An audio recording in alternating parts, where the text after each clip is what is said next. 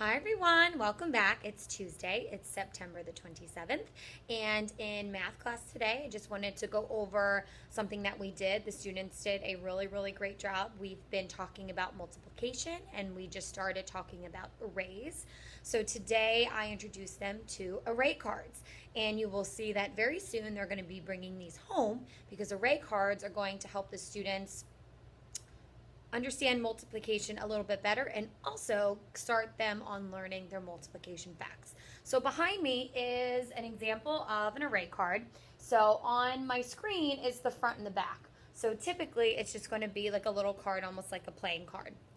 On one side, it's blank and then it just has a number on it. On the other side, there's all of these grids or different square tiles. Okay? So what we're talking about is how arrays and multiplication are related. So we've been talking about rows and columns and maybe arranging chairs into certain rows to be able to put chairs or squares or rectangles into equal groups. So today what we're doing is these array cards. And they're all different ones because they are all for all the different multiplication facts. This one, I can see that there are 2 rows and there are 5 squares in each row. Remember, rows go side to side, columns go up and down. So here are 1 row, 2 row, and 5 in each row. Always remember, the rows go first in a multiplication problem. So what we were doing today, the students had about 13 pages of all the different arrays, and they had to start cutting them out. They're all different sizes. They would have to put the multiplication equation on the one side with the grid lines, and on the back they had to put the product or how many squares are on that array card. So for example, this one, since there are 2 rows on the actual array card, they're going to write 2 times 1, 2, 3, 4, 5 because there are 5 squares in each row. So that is going to be my multiplication equation for this particular array card. 2 rows with 5 in each row. Then if you know the product or the answer to this one, the answer goes on the back of the card. So 2 times 5 equals 10. You can always just count up the squares, or you can use skip counting or other ways to help you figure out the answer to that problem. So that's what we started on today. Again, there's different pages of these array cards, but I just want the students getting used to writing the correct multiplication equation by talking about how many rows there are and then how many squares are in each row.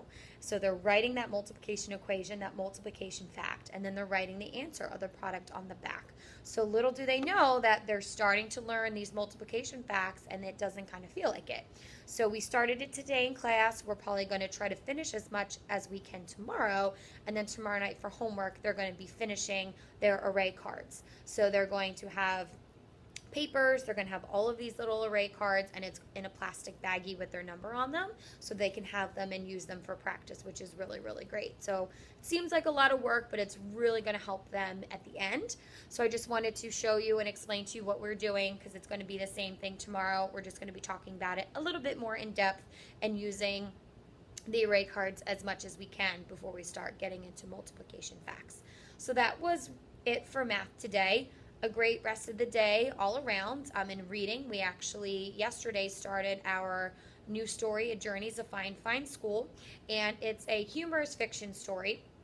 And our target skill this week is story structure. So today in class we talked about all of the different characters in the story, what the different settings in the story were, what were the problems, and then what was the solution. So as a whole class, we were able to come together and talk about this story. And again, we work with this story throughout the entire week. So that's really fun because it's a great first story and it's about school. I hope that maybe your student can explain to you what the story was about and what the problem was for the students and how they ended up solving it.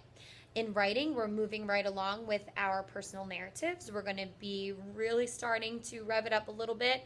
The students were working on expressing strong emotions or feelings and then turning those into stories. So they would brainstorm different times they felt certain ways.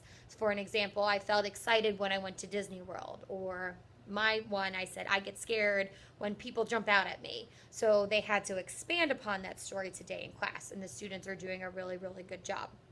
Tomorrow, in the next couple days, we're going to be picking our topic that we're going to write for our personal narrative, and that's going to be drafted within the next couple weeks as well.